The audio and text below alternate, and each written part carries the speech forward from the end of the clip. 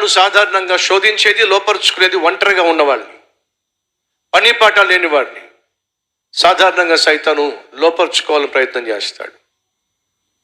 ప్రాముఖ్యంగా ఒంటరిగా ఉన్నవాడిని.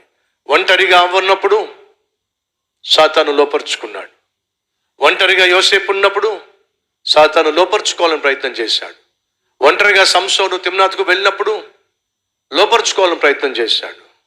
ఒంటరిగా దావీదు మిద్దె మీద ఉన్నప్పుడు అమాంతంగా పైనుంచి కింద పడేశాడు.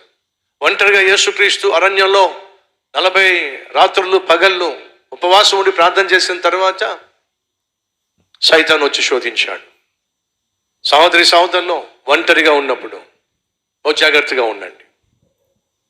ఒంటరిగా ఉన్నప్పుడు పరిశుద్ధతను కాపాడుకోండి. ఈ నూతన సంవత్సరంలో ప్రధానంగా మనం కాపాడుకోవాల్సింది పరిశుద్ధత. అలా కాపాడుకోవాలి అని అంటే ఏదో ఒక పనిలో బిజీగా ఉండు. అటు యోసేపు ఎప్పుడు పనిలో బిజీగా ఉండేవాడు కాబట్టి ఆమెతో మాట్లాడడానికి టైం ఇవ్వలా. నెహెమ్యా బిజీగా ఉన్నాడు కాబట్టి పనికి మాల వాళ్ళు రమ్మని చెప్పంటే వెళ్ళలా. ఎందుచేతనో సంసోను ఖాళీగా ఉన్నాడు కాబట్టి తిమ్నాతుకు వెళ్ళి దొరికిపోయాడు.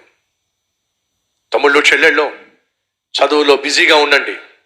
ఉద్యోగం చేసేవాళ్ళు ఉద్యోగంలో ఖాళీ లేకుండా 8 గంటలు లేక 10 గంటలు ఖచ్చితంగా పనిచేయండి.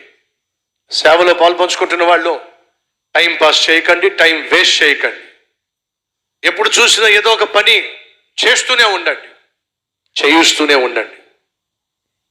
మా సహోదరిలో ఇంటి దగ్గర మీరు ఉన్నప్పుడు ఏదో ఒక పని చేస్తూ ఉండండి. అంతేగాని ఎప్పుడు చూసినా టీవీ చూస్తూ ఉండకండి, సెల్ ఫోన్లో ఉండకండి.